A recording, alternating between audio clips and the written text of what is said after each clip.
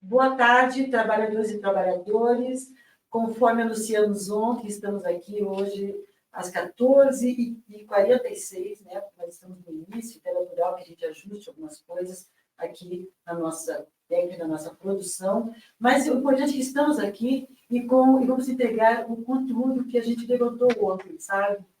Nós tivemos outro programa aqui de economia política, falamos sobre várias questões importantes e inerentes aqui à nossa base, mas hoje nós vamos falar. Olha, gente, olha como eu sou de verdade, eu estou me arrepiando só em pensar o que eu vou anunciar aqui, né? Nós vamos falar sobre a pessoa com espectro autista e de que forma ela se insere no mercado de trabalho. Como é que esse mercado de trabalho está acolhendo essas pessoas? E nós, para falarmos sobre esse tema hoje, nós temos aqui a nossa amiga já, que esteve conosco no segundo dia da apuração das eleições aqui.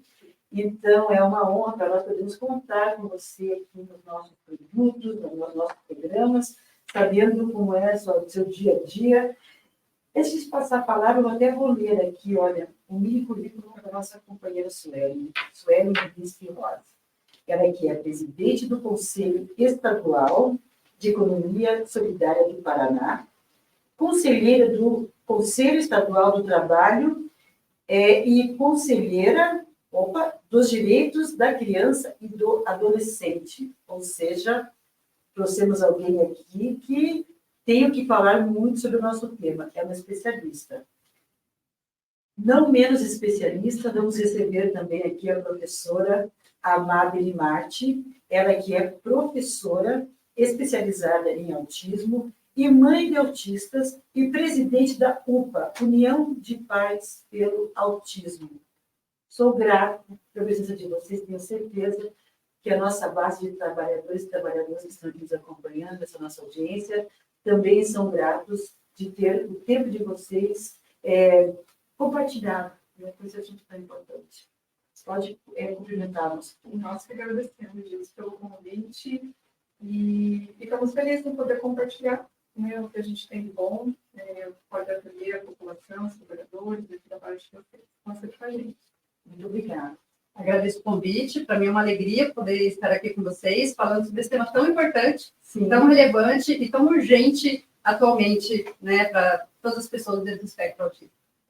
Eu costumo sempre dividir muito com o público o que acontece aqui em off no estúdio, mas assim, enquanto se adequavam as coisas aqui, estávamos conversando sobre o tema e foi rolando tanto, mas meu Deus, professora, vamos guardar para o programa. Porque eu tenho certeza que os questionamentos que eu fiz à professora Marta são dúvidas que estão aí para todo mundo. Então, olha a situação. A professora Amabile, ela que dá aula no ensino regular, né? Tanto no fundamental como no segundo grau, né? No médio, perdão, segundo grau, já peguei a idade aqui, também no médio, pequeno desempenho, ninguém comenta. E simplesmente, ela vai passar aqui para nós o dia a dia dela. Que nós vamos falar aqui das dificuldades de inserção da pessoa com espectro autista no mercado de trabalho. Só que antes de eu falar em números, sabe, Sueli, né? Porque a Sueli está aqui representando o Estado, a Secretaria do Trabalho, e é o Estado que tem esta função de postular, de apresentar, de discutir com a sociedade políticas que atendam essas pessoas. Então, a gente vai trabalhar aqui em dois ganchos. Começando aqui com a professora Amabile. Que idade tem seus filhos? Eu tenho 2 filhos que estão dentro do espectro autista. O Leonardo tem 14 anos e o Vicente tem 5. O Leonardo está em qual? Está no... Ele tem 14, né, Leonardo? É isso? Ele está no 8º ano, ensino fundamental 2. Sim. O Leonardo estuda numa escola regular. Ele está incluído nessa escola, ele estuda lá desde o jardim, então a gente teve o diagnóstico do Léo quando ele já estava nessa escola. Ele estava no jardim de infância e a gente estava nesse processo de busca pelo diagnóstico, a gente não sabia que era o diagnóstico ainda. Claro. E o legal de ver de toda essa história é que a escola cresceu junto com a gente.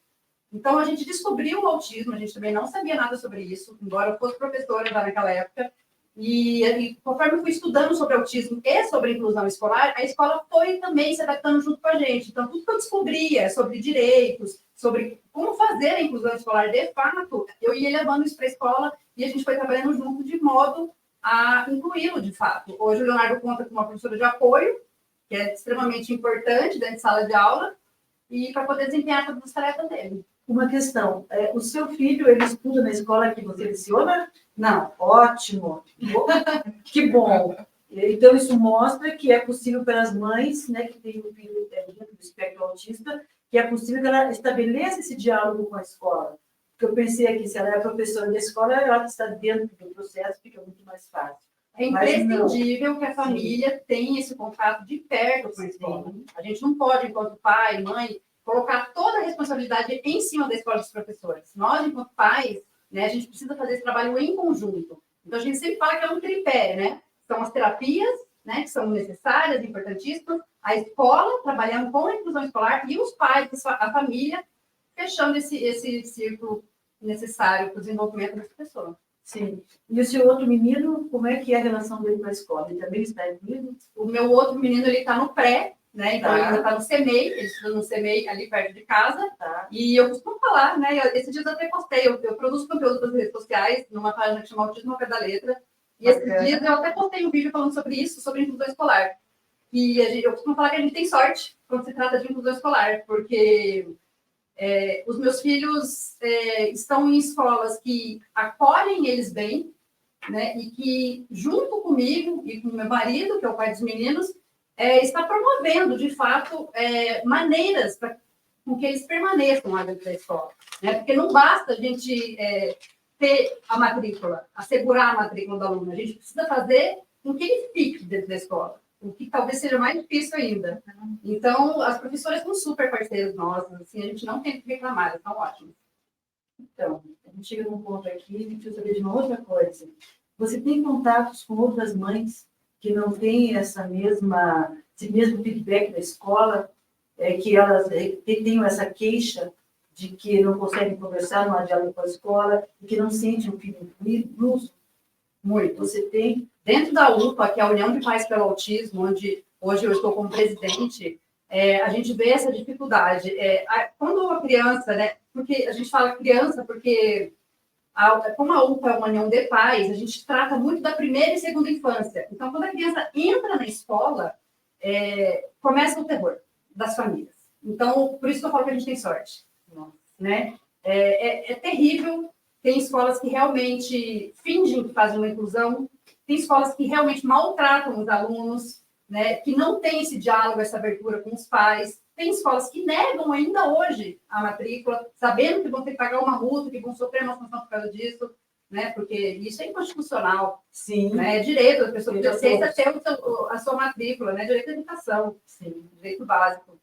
Então, o acesso e permanência da pessoa com espectro autista dentro da rede regular ainda é uma luta, ainda é uma batalha. Então, a gente tem as leis que asseguram esse direito, né? A gente sabe como fazer todo esse processo, mas o caminho ainda é muito longo, porque a gente precisa vencer a barreira atitudinal, que é a barreira que diz respeito às atitudes das pessoas. Então, não basta a gente acessibilizar espaço, prédio, ambiente, e as pessoas ainda terem uma postura de exclusão, de capacitismo, mesmo tendo legislação. Se eu sou mãe de uma criança com autismo e percebo que a escola está, não sei se a palavra é negligenciando, mas está fazendo de conta, né, que tem uma ação inclusiva e não está a quem eu peço socorro. Com quem eu falo para reclamar disso? Bom, o caminho que eu, pessoalmente, gosto de percorrer, sempre, em primeiro lugar, é pedir uma reunião com a escola. Em primeiro lugar, eu acho que tem que sentar os professores, a equipe gestora, a equipe pedagógica, colocar as cartas na mesa com muita honestidade, né? Trazer, de repente, também as terapeutas que atendem essa criança, esse adolescente, é importante ter esse olhar também, né? De orientação, inclusive, e tentar estabelecer ali algum diálogo. Se isso não for suficiente, a gente tem que fazer uma denúncia na Secretaria de Educação, a gente tem que levar isso para o Ministério Público e, infelizmente, tem que judicializar e se for necessário, se for um caso muito grave, fazer ter provas, filmar, gravar, enfim, alguma coisa que ajude nesse processo. Na semana passada, nós entrevistamos aqui a professora Valquíria, ela que é presidente da APP Sindicato. Aliás, depois eu passar o link a vocês, assim, porque eu acho que foi muito importante, ela deu aqui uma aula, em vários sentidos. E um dos dados que ela nos trouxe aqui é que nós temos em torno de 1 milhão entre estudantes, né, menores, ou seja, do ensino fundamental e do ensino médio, fora das salas de aula. Agora eu estava pensando aqui, né? Ela falou de 1 milhão, falando em dados gerais. Aí eu penso que, com certeza, e falamos aqui em outros fatores que tiram as crianças da sala de aula, como a distância da escola, aqueles encontros do Brasil, transporte, falta de alimento, as crianças não comem em casa, elas não podem ir para a escola, a falta mesmo da vaga, porque é uma região que está ali, tem uma superpopulação, então, e a gente nem citou isso naquele dia. E agora eu estou lembrando, citando aqui a professora, porque ouvindo você, eu imagino que também não só espectro autista, como outras crianças portadoras de deficiências, outras pessoas com deficiências, que também devem estar fora da escola, em todos os seus níveis, em função da sua condição. Eu gostaria de saber mais uma coisa agora, mais dentro para você. A criança, ela está me falando aqui dos filhos dela, cada um no nível escolar, de todo esse diálogo que é necessário com a escola, porque por que nós colocamos as nossas crianças na escola? Né? Qual é a ideia? Nós queremos um futuro para essa criança, então a gente pensa que ela tem que se alfabetizar, que ela tem que se socializar, que ela tem que aprender, e que ela, em algum momento da sua vida, vai definir a sua profissão, certo? Então, esse é um dos motivos pelos quais colocamos os nossos filhos na escola. Eu queria saber de vocês duas, mas começando por vocês, representando aqui o Estado, existem alguns programas específicos de acolhimento, no geral para a pessoa com deficiência, ou algo especial para as crianças com espectro autista, crianças e adultos, claro. Bom, então a gente tem, geralmente, a gente trabalha nessa questão do geral, né? Então, inclusive, os números, quando a gente vai ter acesso, geralmente a gente tem ali o recorte por doença mental e intelectual e não tem especificamente do tipo da deficiência, não ser aquelas mais comuns, como deficiência física, auditiva, visual, né? E a mental e intelectual é um conjunto só, então você não consegue às vezes filtrar. Mas a gente fechou uma parceria agora recentemente com a Secretaria de Educação, né, a Secretaria de Trabalho e Educação, para que a gente possa divulgar todas as ações de empregabilidade, motivações de emprego, ações de qualificação profissional, capacitação, preparação para o mercado de trabalho, e que a gente possa divulgar isso no @escola, né, que é um meio de comunicação que tem com todos os alunos da rede pública aqui do Estado, e para que eles possam ter esse acesso ao mundo do trabalho, via um atendimento público, gratuito, de qualidade, dentro da lei do trabalhador, por exemplo. Muitos desses jovens, em busca do primeiro emprego, às vezes não conhecem a política do trabalho, não sabem aonde procurar informação, né? Então, essa questão é de aproximar, realmente, né? E, então, a gente fechou essa parceria recente, né? Mas a ideia é que a gente consiga fazer essa inclusão dessas pessoas com deficiência, né? E, em especial, o espectro autista, né? Que são muito importantes também para a questão da vulnerabilidade. A gente tem alguma noção, assim, de número no geral, então, a pessoa do espectro autista. A Secretaria tem algum dado em relação ao número de trabalhadores de Paraná que possuem algum nível de deficiência? Então, por exemplo, né, a gente tem o resultado do primeiro semestre do CAGED, que é o Cadastro Geral de Empregados e Desempregados, que mede a questão da empregabilidade em empregos formais na economia, né? Então, por exemplo, no Paraná foram mais de 70 mil empregos gerados nesse primeiro semestre. E desse número, em torno de 500 são para pessoas com deficiência. A gente ainda tem muita dificuldade de inclusão da pessoa com deficiência, porque muitos têm um benefício, que se chama BPC, benefício da prestação continuada, e, assim, muito embora tenha mudado a legislação, depois a gente pode falar um pouco sobre isso, eles ainda têm medo de perder esse benefício, depois vão conseguir, em função dessa estarem empregados, né, com registro em carteira. Nossa, tem isso ainda. Temos isso ainda. Temos isso E ainda. daí também a questão da família, ele fala, olha, você tem um benefício garantido, né? Não procura emprego, então às vezes a gente tem a vaga, tem esse trabalhador dentro do perfil, mas ele acaba não procurando porque realmente tem medo de perder esse benefício, né? Às vezes é a única fonte de renda, né, permanente e contínua dessa família. Então a gente também tem muita preocupação de conhecer a legislação. E é muito interessante, porque, na verdade, o governo estabelece o BPC com a intenção de um acolhimento social das pessoas que estão em segurança social. Mas, como a gente começa a conversar sobre o tema, começam a aparecer dados, né? Porque realmente fica ali para a família, ainda mais nós sabemos, nesses últimos anos, que a pandemia acirrou muito a situação social do Brasil, em relação à fome e tudo mais. Então, o que para nós aqui acaba sendo dados, ou estou falando assim de um tema, porque é um tema que é necessário ser discutido, mas aí tem situação lá em casa, né? Sabe, na verdade, a situação lá em casa, preciso desenvolver no mercado de trabalho, mas e o meu medo de que se eu sair para cá eu perco isso aqui, sabe? Então é necessário se colocar mesmo no lugar das pessoas para a gente poder até para postular, né, políticas públicas que atendam, tinha que haver uma forma, assim, eu estou pensando, tinha que haver uma forma, né, de um controle para que a pessoa se sentisse segura, para sair do BPC, ir para o mercado, e se algo não der certo, volta para cá e continua aqui. Eu sei que tudo não vai muito simples, mas teria que ter... né? A gente tem uma cascata de dificuldades que se sobrepõem com essa questão que você trouxe aqui agora. Por exemplo, eu lido muito com mães, né? Geralmente são as mulheres que são mães de pessoas com deficiência que abrem mão da sua vida no mercado de trabalho, né? Da sua independência financeira, às vezes do estudo, de uma faculdade, para poder cuidar desse filho que, no primeiro momento, precisa de um apoio integral. Quando ela abre mão desse trabalho, ela fica totalmente vulnerável financeiramente. Aí ela busca o BPC, porque, né, a gente acaba estudando um pouquinho e acaba descobrindo que tem ali a possibilidade de conseguir esse benefício. Aí a dificuldade da pessoa com deficiência, seja dentro do espectro autista ou qualquer outra deficiência, de se inserir na sociedade, seja na escola, seja qualquer outro âmbito social que seja, né, na escola, ou no escolinha de futebol, ou em qualquer outro lugar que ela poderia estar inserida, as dificuldades são tão grandes que quando chega no momento de entrar no mercado de trabalho, essa pessoa já está tão cansada e tão exausta de lutar, de ter que brigar por direitos básicos, que elas preferem ficar, não, eu já fiz o que eu devia fazer, eu vou ficar aqui, eu já tenho o BPC, eu consigo assegurar pelo menos o básico.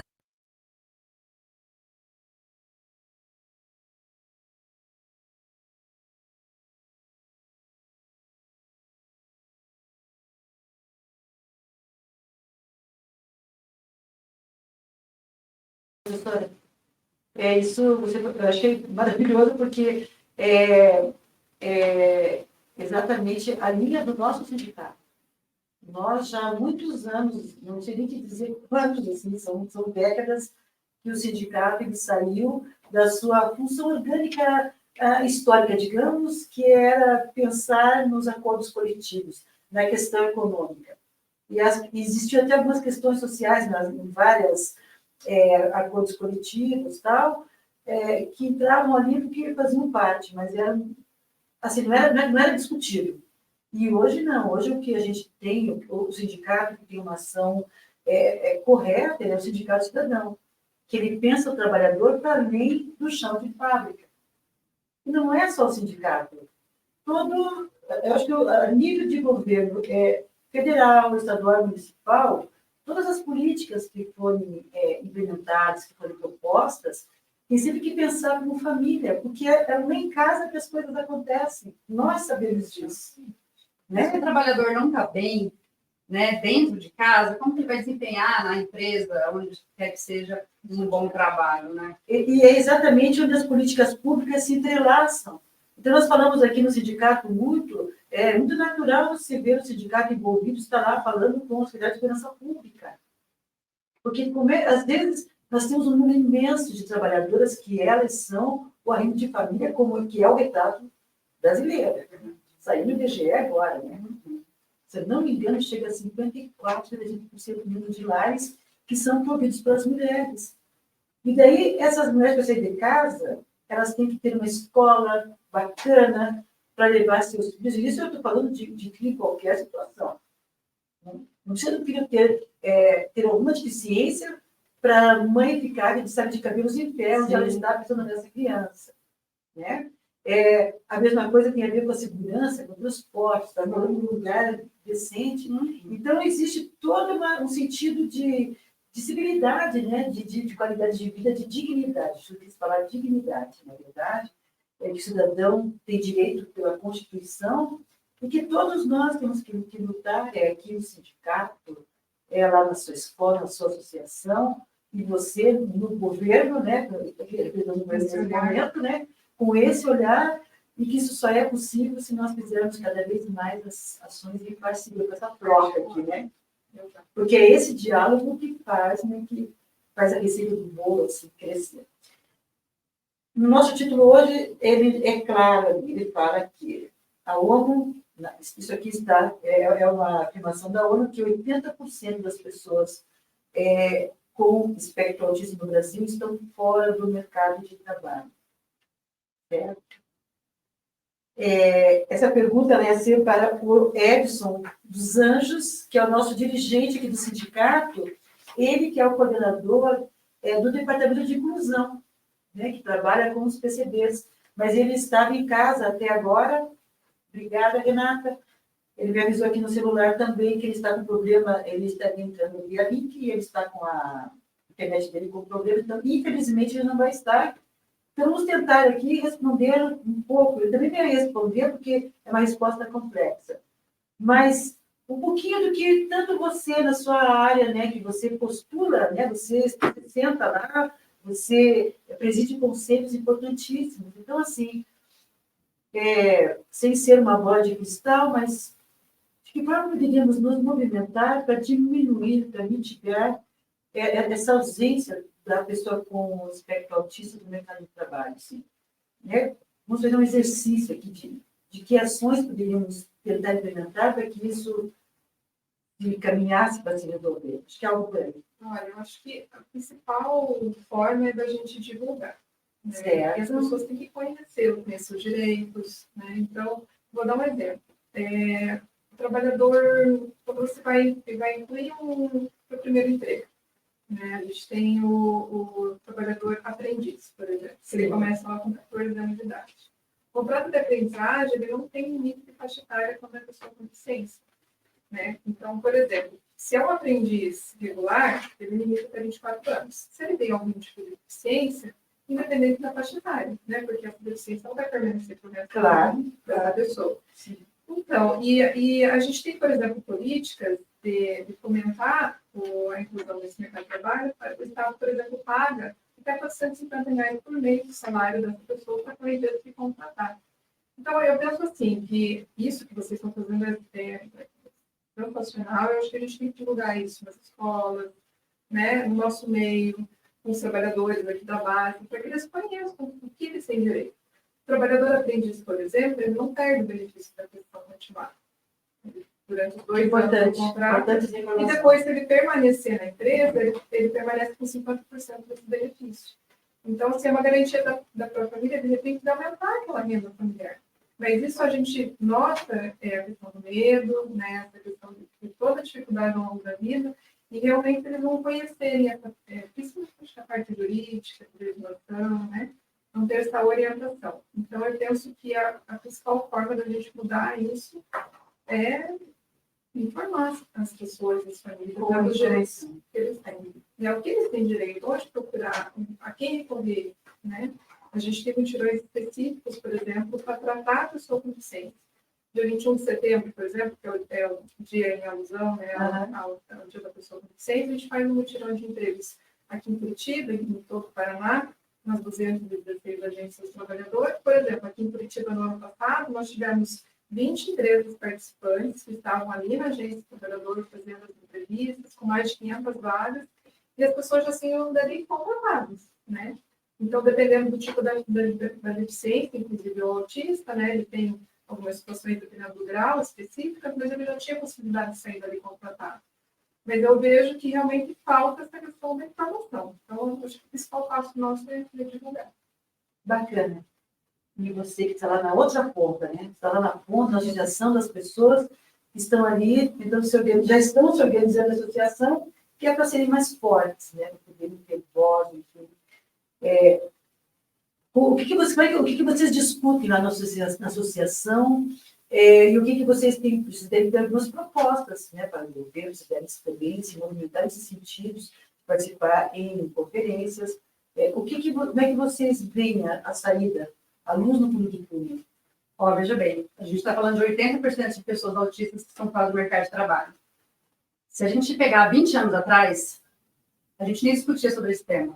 Muito bem. A gente nem tinha diagnósticos. Dados. A gente não tinha diagnóstico. Hoje em dia, com o avanço da ciência e com os diagnósticos, né, sendo mais acessíveis às pessoas, a gente está tendo a possibilidade de discutir sobre vaga de trabalho, né, sobre acesso ao mercado de trabalho para as pessoas com deficiência e também, principalmente as pessoas autistas aqui que eu estou falando. Concordo, a gente precisa ter informação. Por exemplo, a UPA não tem essas informações. A UPA, que é a União de Pais pelo Autismo, não recebe essas informações. Que bom esse encontro aqui hoje. Gente, já vivemos um encontro aqui, já valeu a tarde de hoje. Olha. Eu, enquanto estudiosa de inclusão, não sabia, por exemplo, que a pessoa que é jovem aprendiz com deficiência não perde o BPC. Olha. E não sabia da possibilidade de ficar com 50%. Então, sim, realmente, a gente precisa disseminar a informação.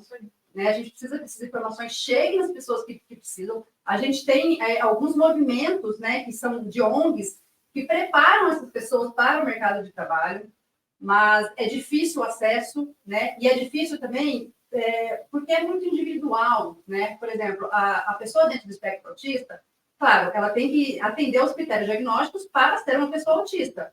Mas mesmo assim, esses critérios, eles se diferem, né, quanto à intensidade, até as próprias características são diferentes. Então, se uma pessoa autista é contratada para uma determinada função, ela precisa de um tipo de acessibilidade, né? Ela precisa de um tipo de adaptação de local de trabalho, ou de horário, uma flexibilização de horário. Então, isso é muito individual, quando a gente fala de espectro autista, né? Por isso que é importantíssimo a gente ter uma anamnese, a gente conhecer bem aquele candidato, a gente saber o que essa pessoa precisa. Porque quando você tem, por exemplo, um cadeirante, uma pessoa com mobilidade reduzida, ou uma pessoa surda, que a gente estava falando ali, a gente sabe como fazer. São deficiências que sempre estiveram aí, né? Embora não tenham tido, durante todo esse tempo, o seu acesso assegurado ao mercado de trabalho, né? A gente sabe disso. É uma luta.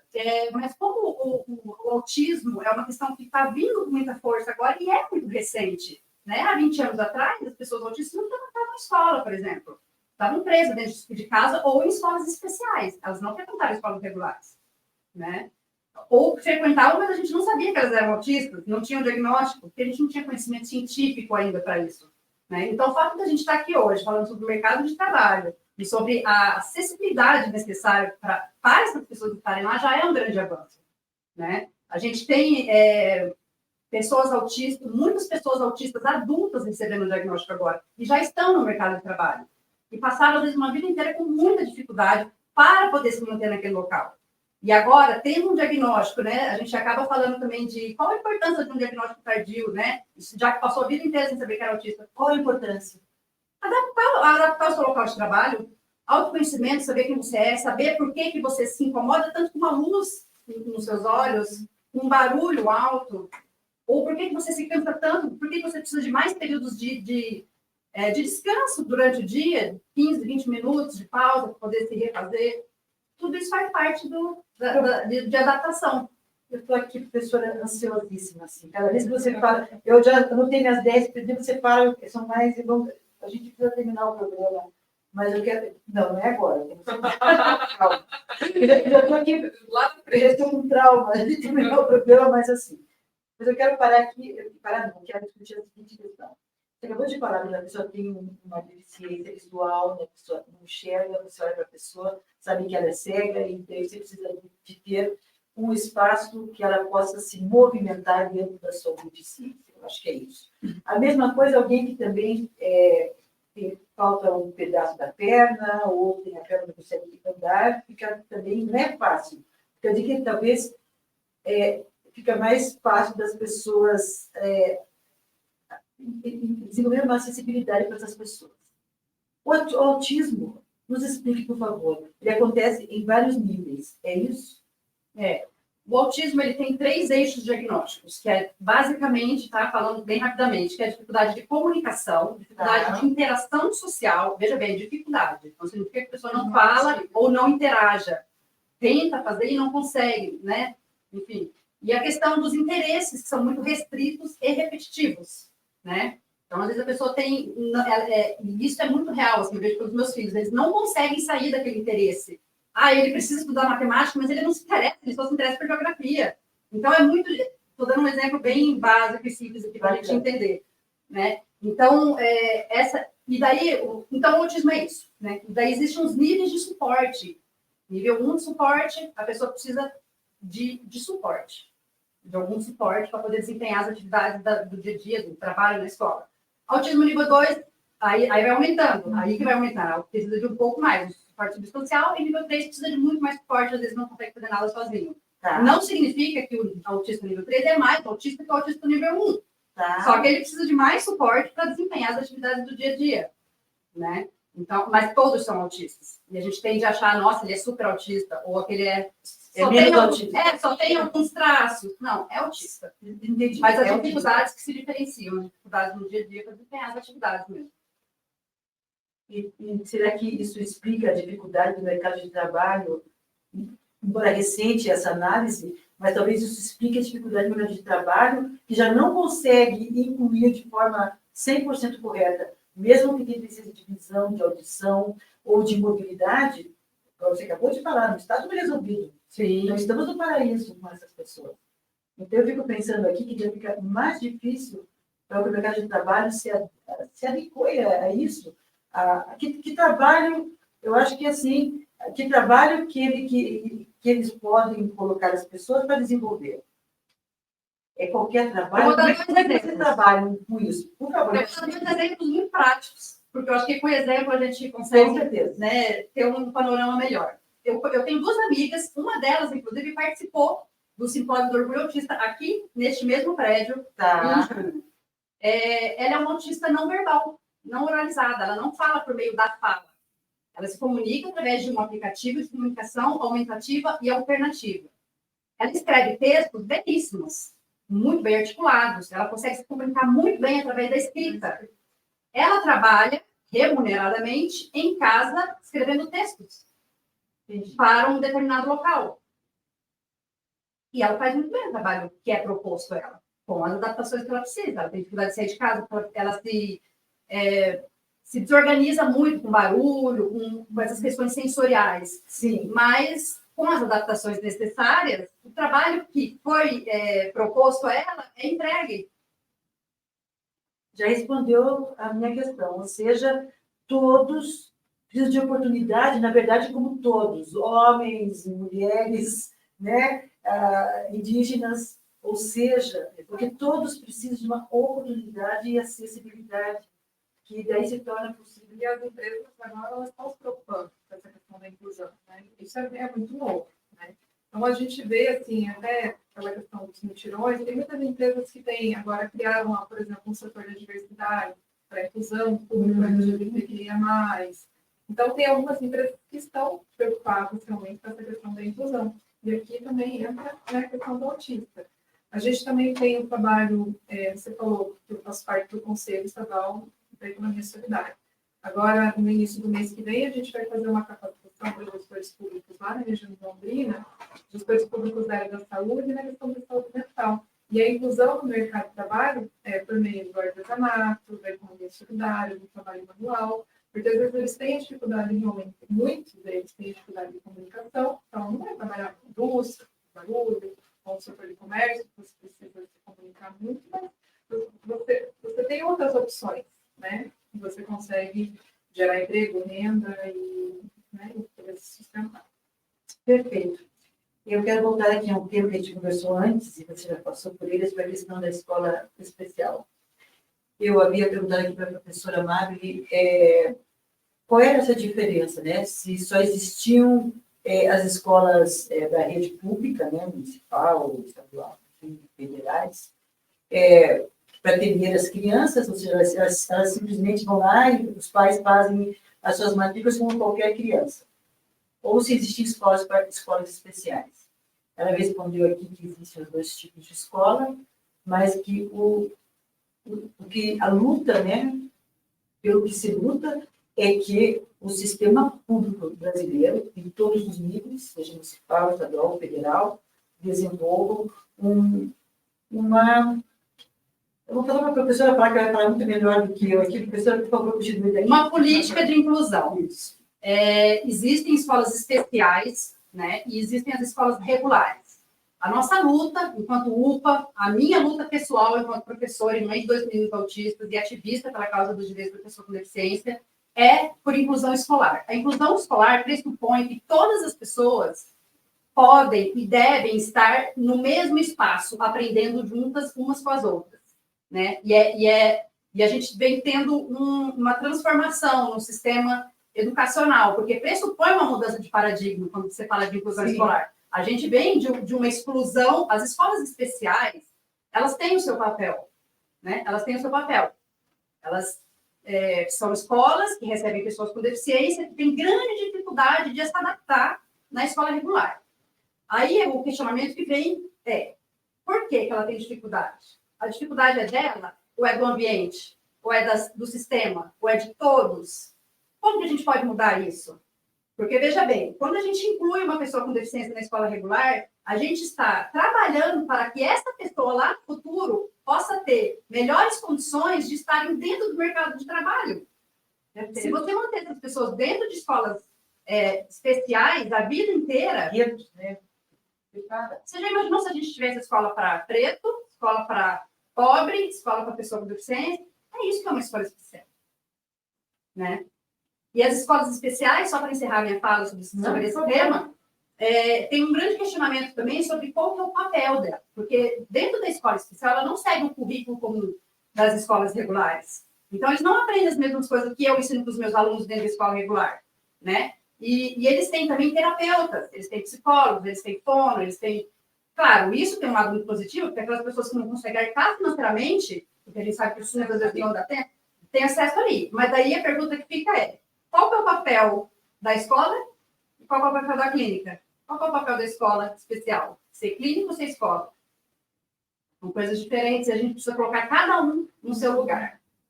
E essas escolas, digamos, especiais ou clínicas, existe alguma delas que sejam mantidas pelo governo ou essas são só particulares? As pessoas que acessam, elas não têm nenhum custo, né? Então, aqui em Curitiba a gente tem a escola do Civic-Eu, a gente tem a própria PAI, né? Que elas têm... São mantidas. Elas têm... Me subiu a palavra. Subsídios.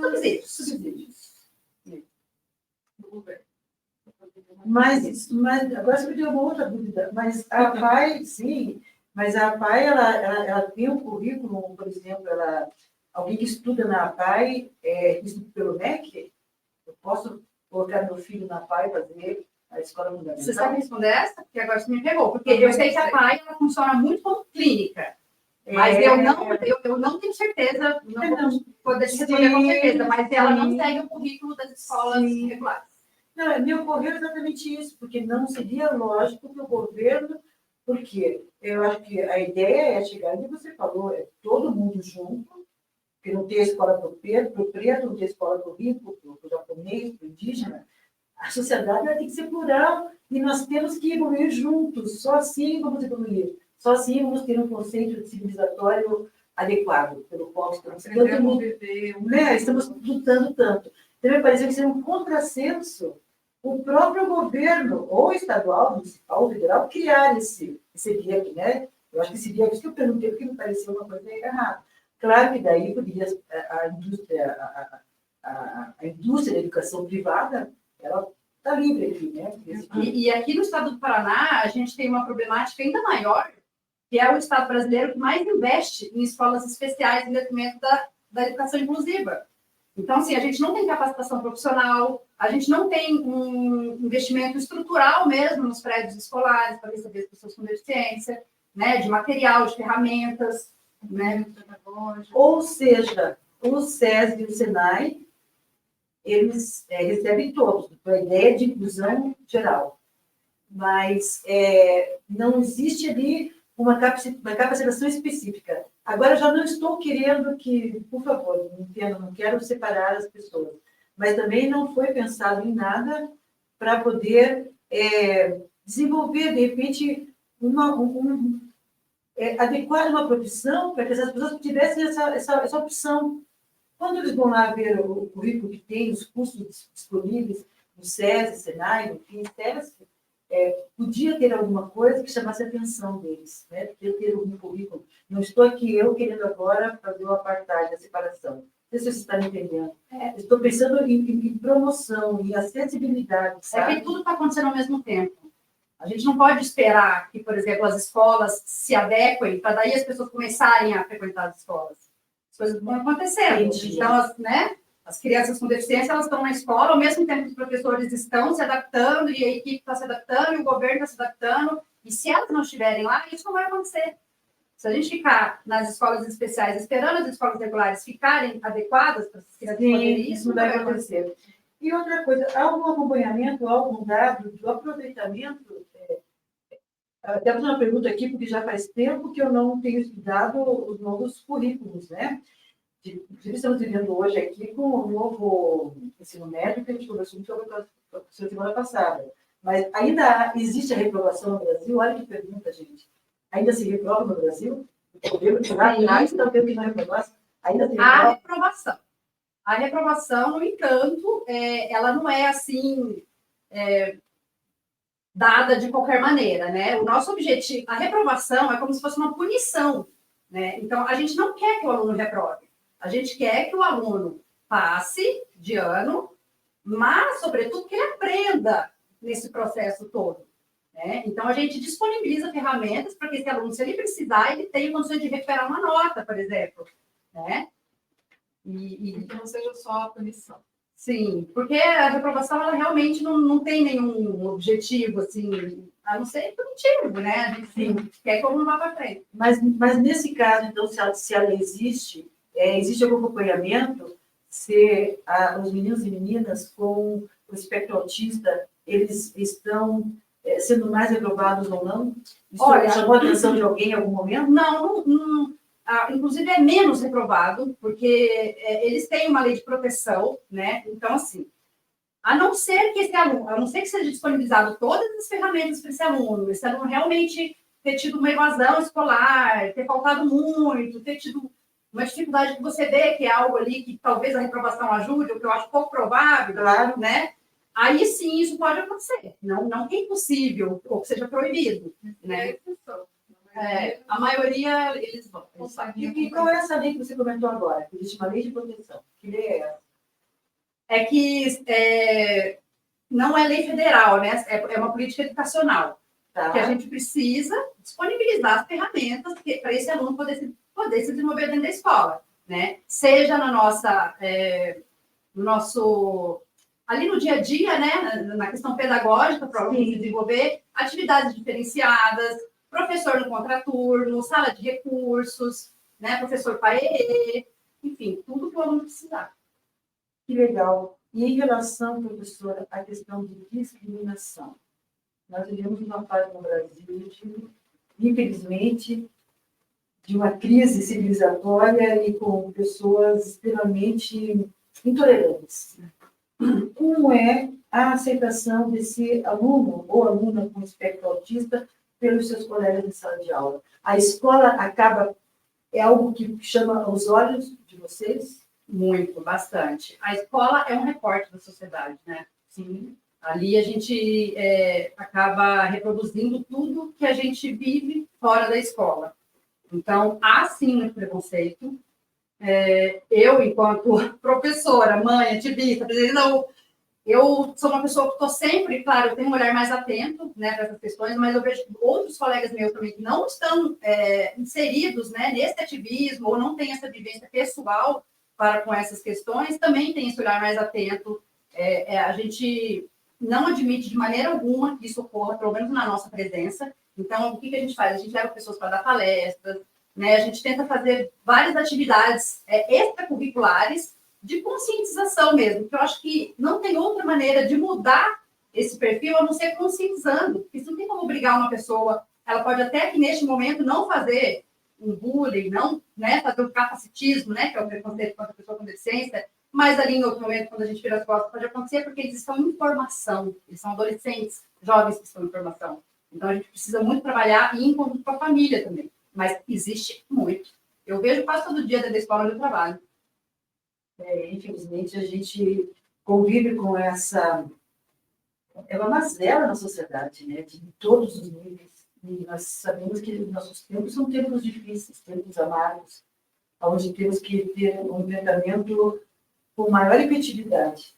Porque a gente sabe que, nossa, todos nós aqui passamos pela escola, e a escola é um ambiente muito complexo. Nossa. É o recorte da sociedade, mas... Veja bem, eu vou falar aqui uma coisa até com medo de má interpretação, mas qualquer pessoa ela pode sofrer algum tipo de preconceito e bullying na escola. Os adolescentes, principalmente, os adolescentes estão numa fase que a gente sabe que estão de hormônio e fisiológicas que já mexeu conosco e mexem com eles. Aí você coloca assim, mais aí ainda essa questão de ter ou não uma deficiência, seja ela qual for. Então, é bastante preocupante. E também tem uma outra questão, fora o preconceito, que é a violência na escola. E nós temos acompanhado, infelizmente, parece que queremos se comparar aos Estados Unidos, né, que lá acontece muito esse tipo de agressão, de violência escolar, e no Brasil, graças a Deus, a gente falou de vir, né, porque chamou a atenção e com muita preocupação. E nós sabemos que precisamos de um ambiente de paz, né, professor? A gente viu Precisamos de um ambiente de paz, né? A gente acompanhou agora nesses últimos anos, né, o crescimento da violência dentro e fora das escolas, né, e realmente isso é uma questão que preocupa muito a nós, professores. Muito recentemente agora, inclusive, a gente não teve aula um dia da semana, porque vocês devem lembrar, em todo o estado do Paraná, foi acionado um alerta de que ia ter ataque nas escolas, né? A gente nunca viveu isso assim. Sim. E você vai pagar para ver? Não, é a nossa vida que está em jogo, né? E a gente está falando de jovens, de adolescentes com armas, querendo matar outras pessoas. A gente não está falando só de bullying, Não, que também é gravíssimo, que também pode levar à morte. A gente está falando de realmente pessoas armadas. Eu acho que a gente precisa de um trabalho de... um enfrentamento, porque a gente fica pensando aqui, se isso já nos choca, aí você imagina o estresse dessa criança, desse menino, dessa menina, que tem o espectro autista. E que a gente, a gente, por mais leigo que seja, não sou uma experiência com você, que é pelo estudo e pelo seu dia a dia, pela sua vida diária, que as crianças elas são mais sensíveis a tudo, elas ficam hiperatentas a tudo, né? É o contrário. Eles absorvem tudo e eles têm uma, né? E eles percebem tudo aquilo. Então, como você disse, acho que no começo, há um longo caminho a seguir. Todos são muito responsáveis, né? A começar em casa. A gente falou aqui na violência, não sei se quis se referir a isso, mas também nós temos a violência dentro da escola, tem na sociedade, e tem dentro da casa deles, porque muitas vezes, como é o retrato da sociedade, nós também temos as mulheres que, infelizmente, sofrem violência doméstica, e nós estamos aqui querendo achar que todas as crianças com o espectro autista estão fora desses lares. Na casa deles isso não acontece. Inclusive, nós estamos aqui, sexta-feira, meninas, vocês não percam, tá? Porque nós temos aqui o programa às 14h30, e vamos falar sobre violência doméstica. Sobre os últimos dados agora, da segurança, do Conselho Nacional de Segurança Pública, dando dados assim, extremamente, eu vou deixá-los aqui hoje. Não vou dar. Mas é que a gente está sempre aqui estudando de uma matéria ou para outra e vendo como as coisas se entrelaçam, né? E como é importante para que esses indivíduos estejam seguros, que a gente consiga manter uma estabilidade em volta do entorno deles. Em casa, na escola, no trabalho. Sim, com certeza. Me conte uma coisa, lá você faz parte do Conselho da Criança e do Adolescente também. Como é que vocês discutem essas situações lá? Como é que vocês tratam esse assunto dentro do Conselho de vocês? Então, a gente tem conselho, além da bancada governamental, todas as secretarias de saúde e educação que estão aí envolvidas, a gente também tem representantes da sociedade civil, e também acompanhamento da OAB, do Ministério Público, do Ministério Público do Trabalho. Então, toda essa questão da violência escolar, a gente discute também dentro do Conselho, tem um olhar atento para isso, né? Então, a gente oficia todas as escolas, as secretarias de segurança, para que tenha esse olhar mais atento também, de repente, na porta de escola, né? Faça ali um monitoramento, né, dos alunos que entram e saem, ou pessoas de fora da comunidade, para quem tem acesso a drogas, né? A armas, enfim, né? E coisas ilícitas, né? Então, a gente trata de todos esses assuntos também, dentro do Conselho, né? E toda a questão também do acompanhamento de eleição dos conselhos tutelares, né? Também pode encontrar para todos esses problemas, né? Sim. E eu acho que é onde as pessoas recorrem ali em primeiro, né? Nos municípios. Então, a gente acompanha de perto todos esses problemas. E também, não sei se já existe a possibilidade de se pensar, eu aqui agora sugerindo já, para uma ideia com você, de repente, e também saber de você, professora, quais são as atividades extracurriculares, assim. É pensado nisso, por exemplo, eu vou voltar para a escola, depois eu volto para você. Existe uma atividade extracurricular para esses alunos, especificamente para eles, ou eles entram em toda a oferta, né, trabalhando para a ideia do geral? Mas se pensa nisso.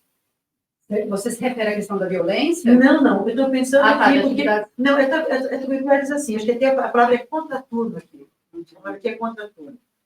Se pensa em algo para que vocês estudem de manhã, tenham atividades na sala, à tarde, atividades que sejam artísticas, sabe? Ou profissionalizantes, assim. Não existe. A gente tem na rede pública estadual, aqui na cidade de Curitiba, a sala de recursos multifuncional, que funciona em contraturno ao período onde o aluno estuda, e nessa sala atende a professora de atendimento especializado.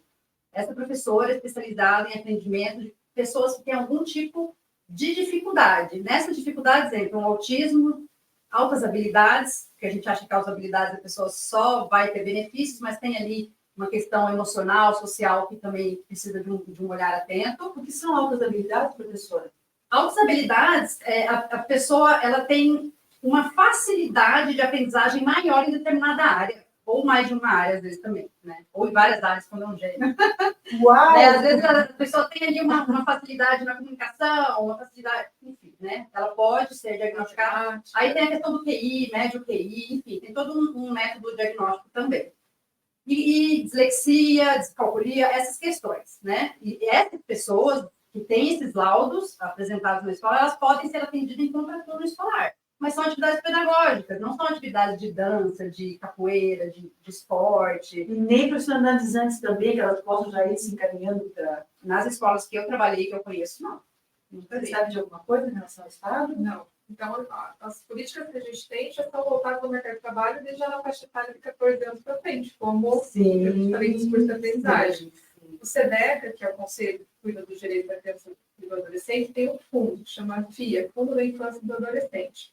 E a gente fala que, assim, dentre os estados do Paraná, tem sorte, porque realmente é um fundo que tem, salvo engano, mais de 300 milhões em compra. E você consegue investir em políticas para criança e adolescente. Eu acho que fica aqui uma ideia, né? Uma ideia para a gente inventar, né? Apresentar um projeto, né? Ou seja, ótima ideia. De repente fazer um piloto, de repente alguma escola, eu acho que a gente está aqui para isso, né? Sim, os meus alunos, por exemplo, eu trabalho numa escola de periferia e nem é tão distante, tá? Nem é tão distante, ela é bem próxima, assim. E ali na região da Volvo, no SIC ali. E eles fazem contraturno porque a Volvo oferece para eles atividades de contraturno. Então, tem aula de flauta, tem não sei o quê, muitos fazem capoeira. Inclusive, eu tenho 2 alunos meus que estão hoje no Rio de Janeiro, fazendo uma apresentação de capoeira num campeonato que é desenvolvido pela Volvo. Que poderia ser oferecido pelo governo do Estado? Poderia. Perdão, professora, eu preciso que a gente retome esse tema. Eu vim aqui acompanhar alguns dados aqui da nossa produção, mas você pode repetir, por favor? Essa última parte que eu falei A parte da Volvo, como é que a Volvo entrou em tudo isso? É que ali onde a escola é localizada, ela fica muito próxima à Volvo. Tá. E a Volvo, ela tem um trabalho na comunidade ali, né, onde a escola está situada, que é uma comunidade carente, né, e tem alunos que saíram dali, por exemplo. Tá. Mas nem o Jardim Botânico de Curitiba. Sim. Né? E ela oferece, a Volvo oferece gratuitamente para os alunos diversas atividades. São várias, eu vou citar aqui agora as que eu sei de cabeça, que eu até fui atrás para o meu filho poder fazer também uma época. Flauta, teatro, se eu não me engano, acho que tem aula de inglês e capoeira. Os meus alunos gostam muito da capoeira. Então, eles vão à tarde, treinam, fazem aula, fazem tudo que tem que fazer 2 vezes por semana, não sei qual é a frequência, e agora eles estão num campeonato. Eles foram para o Rio de Janeiro com tudo pago, se apresentar lá. E eu percebo que ali, esse tipo de projeto salva vidas.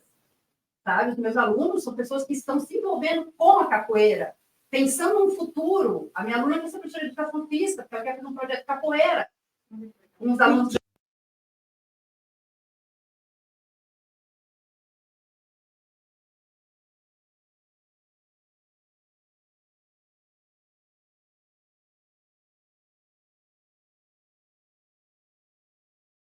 Ele foi desenvolvido pensado naquela comunidade ali, mas já expandiu, porque, por exemplo, eu não moro ali no bairro, moro próximo, mas não moro ali. Você lembra do nome do projeto? Não lembro. Não, mas a gente vai atrás. E eu quis, e eu procurei para o meu filho poder fazer uma época, porque eu queria uma atividade extracurricular que não, né, para ele poder desenvolver outras habilidades também, e aceitaram normalmente. Eu só falei, ó, quero matricular meu filho. Ele falou, ok. Não, e é muito importante, porque a gente tem aqui esse papel, a gente não quer aqui só achar que tudo é horrível, pelo contrário, o que me chamou a atenção, eu estava aqui sendo falando outra coisa, mas quando nós temos uma empresa, né, como a Volvo de Brasil, uma empresa da nossa categoria, metalúrgica, sabe? Fazendo exatamente esse papel, né, um papel de cidadã, né, envolvendo a sociedade, você falando aqui que é tão importante, então você acaba de dar uma maior credibilidade para esse projeto, então isso é importante. A gente não tem aqui só a função de caçar bruxa, de querer procurar as dificuldades. Pelo contrário, o que a gente está fazendo aqui é tentar exatamente achar as alternativas, as possibilidades, e se faz bem para essas crianças, ou para todas as crianças que elas tenham uma ação de contraturno, que faça bem para a vida, como você falou, salvam vidas. Vamos dar parabéns aí, mandar uma menção honrosa para a Volvo, que mais indústrias queiram fazer exatamente igual, né? Eu vejo o impacto que um projeto como esse tem ali na comunidade. Eu vou buscar esse... É lindo de ver, sim. Sim, nós temos muito acesso lá no diretoria da Volvo, e vamos atrás, buscar. Inclusive, agora, a gente teve uma mudança também de gestão lá na escola e tudo, mas teve uma época que a escola tinha uma parceria com a Volvo, que a gente indicava bons alunos que a gente, né, enfim, tinha um potencial que a gente achava para ir para a Volvo. Vários alunos nossos foram para lá. Agora parece que a gente não tem mais esse convênio, mas os alunos eles estão no menor aprendiz, muitos deles, muitos alunos meus começam por menor aprendiz. Meninas, aqui assim, a gente começa a conversar e se daria para seguir a vida, e vamos poder seguir, porque nós temos todas as quartas-feiras, às 14h30, esse espaço aqui de inclusão no SMC News, e é só a nossa primeira conversa, vocês vão votar eu juntas ou separadas, que nós vamos continuar, porque ficaram poucas soltas. E você viu que eu não posso com poucas soltas, né? Porque uma coisa atrás da outra, e é muito bom quando a entrevista ela deslancha, assim, quando ela rende. Eu queria para a gente encerrar agora, que você, por favor, se dirija ao nosso público e deixe uma mensagem aqui sobre todos os aspectos de que você representa, os seus conselhos. Gilson, eu quero só agradecer a você, a tua equipe, né? Porque, como a gente falou no início, a gente tem que divulgar boas práticas, né? Então, deixa eu falar para o pessoal que está nos assistindo que acesse o site da nossa secretaria, que é o www.trabalho.br, Paraná, porque lá tem todas as informações. Tem desse programa Cartão do Futuro que eu falei, sobre empregabilidade para jovens, que a gente paga a parte do salário, tem os cursos com o Sistema S, Senai, Senac, né, do Comércio, Serviço e Indústria, que também atende pessoas com deficiência. Então, tem todas as informações lá, as informações dos mutirões, os endereços das agências do trabalhador, que são 216. Então, né, tanto aqui Curitiba, região metropolitana, litoral, interior, enfim, a gente está à disposição para atender. Então, você pode sempre com a gente. Muito obrigada. Muito obrigada. Bom, eu gostaria de agradecer também o espaço para poder falar sobre empregabilidade, sobretudo para as pessoas com deficiência. A gente falou bastante também de inclusão escolar aqui. Eu acho que esse tema é urgente, é importantíssimo. A gente tem ali os dados falando que mais de 80% dos adultos dentro do espectro autista estão fora do mercado de trabalho, e ter os sindicatos metalúrgicos trazendo esse tema tão importante me deixa muito feliz, e eu estou também à disposição para futuras conversas, né? E quero dizer para quem está ouvindo a gente que é possível a gente fazer acontecer uma inclusão escolar de verdade, é possível a gente empregar pessoas com deficiência nas empresas, a gente precisa de uma mudança de entendimento de como a gente pode funcionar enquanto pessoas, seja dentro de empresa, seja dentro de escola, seja enquanto colega de trabalho. Então, eu estou à disposição, se vocês quiserem conhecer o trabalho da UPA, por favor, acessem as redes sociais, UPA, União de Pais pelo Autismo, e também as minhas redes sociais, que é Autismo ao Pé da Letra e Amable Mark. Sensacional.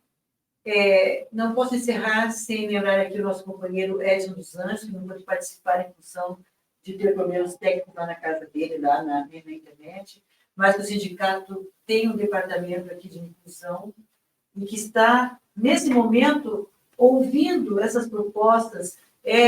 Nesse momento, esse departamento está se fortalecendo, porque ele está exatamente buscando os diagnósticos, buscando dados, porque não tratamos de uma deficiência única. São todos os nossos trabalhadores e trabalhadoras que têm algum tipo de deficiência, e também pensamos nos seus filhos, porque nós pensamos no encargo o tempo todo. Então, eu achei que foi bem bacana, gostei muito do momento em que você virou para ela e falou: sabe que eu não sabia que nós tínhamos essa possibilidade? Não é mesmo? Então, essa é a ideia, promovermos encontros, né, falarmos sobre assuntos que nos tocam a todos. Agradecer muito a professora Magni, foi uma honra. Muito obrigada. Eu que agradeço. Maravilhosa, uma honra. Obrigada, Renata. Obrigada, Marcelo, aqui, dos guerreiros do nosso... Sim, os guerreiros aqui da nossa produção. Obrigada a você que me sabe que faz alguém. Pessoal justiça. Morram. Pessoal justiça aqui, ó. Vamos lançar aqui um desafio da Renata. Descobrir quem é a pessoa X. A gente vai começar a ter assim, algumas promoções no semana que vem. Acho que essa é a ideia, descobrir quem é a pessoa X do nosso estúdio. Obrigada por vocês estarem aqui também conosco. Muito obrigada. Um beijo para todos vocês. Tchau, Tchau. Na semana que vem, no mesmo horário. Valeu, meninas. Obrigada.